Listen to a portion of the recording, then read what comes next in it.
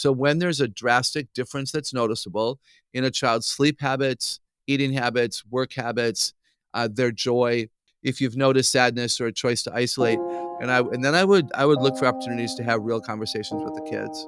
I used to joke a little bit that my kids would always need counseling just because I'm their dad. But what do we do when our kids are maybe actually facing adverse childhood experiences that are really real? Not just something to be joked about, but something that could really be setting them back or being a detriment to their behavior or their development. I think thinking about this sometimes can really lead us to dark places as parents.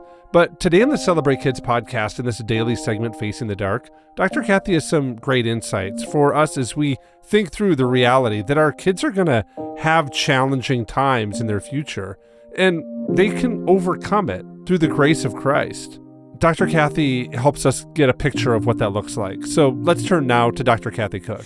Don't be afraid of the dark. Be careful with stars. Not every light is gonna guide you, baby.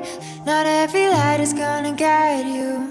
So Dr. Kathy, adverse childhood experiences, or ACEs for short, are very common among adolescents, with about 80% experiencing at least one ACE. That's according to a new study that has been published online in the journal Pediatrics. The researchers found that emotional abuse or household poor mental health and physical abuse really had the highest prevalence of all these ACEs, adverse childhood experiences, in the kids in the group. Overall, about 80% and 22% of adolescents experienced at least one adverse childhood experience and 4 or more adverse childhood experiences, respectively. Specifically inside of this study, they found that those that might be in some different minority groups, things like non-Hispanic multiracial, or those that battle with gender dysphoria and who self-identify as gay or lesbian or bisexual, that they actually experienced far more ACEs than others inside of the test group. So Dr. Kathy, I want to ask you, we all know what kind of the extreme concept of an adverse childhood experience could look like. Different things like from emotional abuse to poor mental health, really, in kids. But I wonder sometimes about how we addressed what I would say are kind of the quote unquote softer cases. And really, if that's even happening in our homes. How do we know if our kids are struggling from an adverse childhood experience, even under our own roofs? Yeah, great question. These stats are really interesting, by the way. How do we know under our own roof if a child that we're raising or taking care of is in these percentages of young people who are saying that they've had adverse childhood experiences? There's two things that come to my mind. One would be that they're very different from their siblings. Usually a set of siblings has much in common. The same type of joy, the same type of play habits, the same type of work habits for work around the home, as well as schoolwork that they bring home to complete. So I would say if a child is very different from the siblings, I would wonder why. And I would wonder if they have experienced an adverse childhood experience outside of the home, at school or at a coaching situation, or even, heaven forbid, at a camping kind of experience. And then the other thing that might be even more relevant would be drastic changes in a child.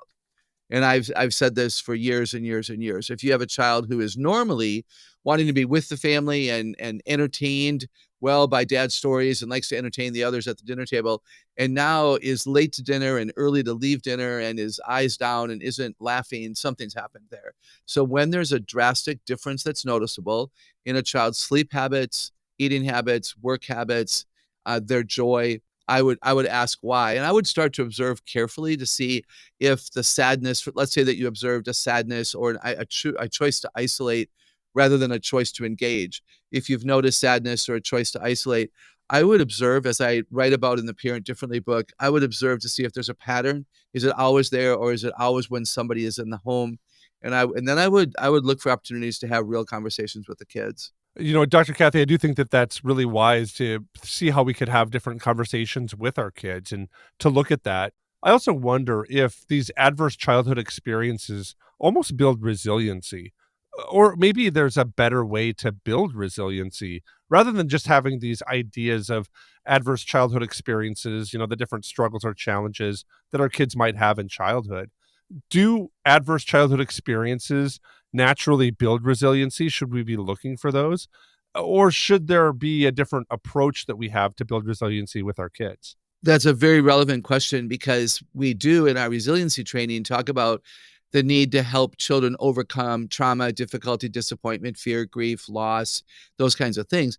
And if they've never had anything happen negatively to them, they won't build the muscles for resiliency and walking out of valleys. And that's going to be hard for them because when they leave your nest, there will be valleys up ahead. And if they've never experienced that successfully, in the safety of mom's home, then they're going to struggle and assume that they can't possibly overcome whatever's happened to them. I would not want adverse childhood experiences to be the way to do that. Adverse childhood experiences are usually things that last a while or even a very long time. An illness, the death of a mom, um, a school dropout, just a lot of things that can be really serious. I would rather that our children learn to be resilient with the smaller things that happen in life, with a move across town because dad lost his job. And that can be an adverse childhood experience, but that the effect of that should not last long. The death of a dog would be another experience that would be very difficult for a dog loving, 8-year-old, but will be able to be overcome by the parental support of that child. And so normal things going on, Wayne, there's plenty of normal things that happen to kids that we can be on the lookout for that would allow children to develop the stand up and walk out approach to life when they get hit with difficulty. I would not want for children to have what this study reports would be the very difficult adverse childhood experiences. Dr. Kathy, I like that a lot. And I want to say that there are really significant situations where our kids will experience something that, whether we're in control of it or not, it's gonna be an adverse experience for their, being a kid and having innocence kind of in their life. Let's say we know our kids are really in that place where they're having what might be categorized as an adverse childhood experience. Let's say it's really evident to us. How do we respond and care for them and guide them in those moments? Yeah, I appreciate the question. Um, well, we get them out of the situation if we can. So if the adverse childhood experience is a bully coach or a really critical piano teacher or a fourth grade teacher, which was my story back a long time ago, if there's something you're aware of and you can rescue the child from that, do that. That's not going to inhibit resiliency. It's going to demonstrate love and support and courage on your part. So if you can make a change because you know that your child is really struggling, I know of situations, good friends of mine that Wayne, you also know, had a child in a Christian school who was being bullied by a classmate, and the parents advocated for the child and indicated that if that child was not expelled for legitimately horrific behavior, they would be leaving with all 5 of their kids. And come to find out, other parents had been complaining about the same child, and that child was expelled, and that family was asked to leave the school. And now this particular boy and all 5 of the children felt safe in the school. That's awkward. That's challenging. That's difficult. You don't want to be known as the one that's, complaining, but you advocate for your kids. You've got to do that. So rescue them when you can. Listen long to their stories. Listen to solve problems, not to judge. Listen to learn. Listen to love. Listen to advocate. I think we distract with fun when we can, but we also teach the strategies that the kids might need to stand up to the situation that they might be placed in.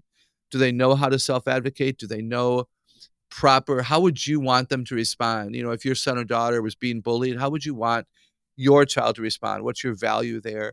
Have you taught them that? So a combination maybe of rescuing and then teaching. I would ask the child, let's say it's a school situation, Wayne, I would ask the child, how can I help you advocate for yourself? How can I help you go to your teacher so that you feel safer in your math class? How may I help you? Would you like me to go with you? Would you like to pretend that I'm the teacher and you come to me and you script something to say? What would be helpful to you so that you can advocate for yourself so that this stops? Can I help you? In what way are you ready to do it yourself? if when they're ready to do it themselves, man, praise the Lord. A little bit of coaching at home, but they go to the teacher and they say, have you noticed that Sam is like, he's cheating and he's bullying me to give him the answers, but I don't know what to do about it. Like that would be so, what would that do to the kid, right? Build confidence and build joy. Yeah. I loved what Dr. Kathy had to say today. It reminded me of a passage that comes out of 1 Samuel chapter 17, and I'll begin reading at verse 37. The Lord who rescued me from the paw of the lion and the paw of the bear will rescue me from the hand of this Philistine. I think reflecting on David's story shows how really small acts of faith and courage in childhood, especially with childhood challenges, can lead to a lifetime of resilience and have really an eternal impact. As parents, we can be comforted that our kids who are facing really things that we would call adverse childhood experiences, things that I think David also experienced, that these adversities that they're facing in childhood can be something that cultivates courage and spiritual strength that is going to carry them into future challenges. God sees our children's battles, but He's equipping them, even as their children, for really a purposeful future. And I think approaching challenges or obstacles or really experiences we wish our kids didn't encounter and walking through it with them with grace and confidence that God is doing something magnificent and maybe preparing them for something that's bigger down the road. I wonder if helping our kids see that can really be a bright light that shines and cuts through whatever dark times that they're facing today. I hope that's an encouragement for you, and I hope this whole podcast is an encouragement for you. On behalf of Dr. Kathy Cook, my name is Wayne Stender. Thanks for listening, and we're looking forward to seeing you here again tomorrow.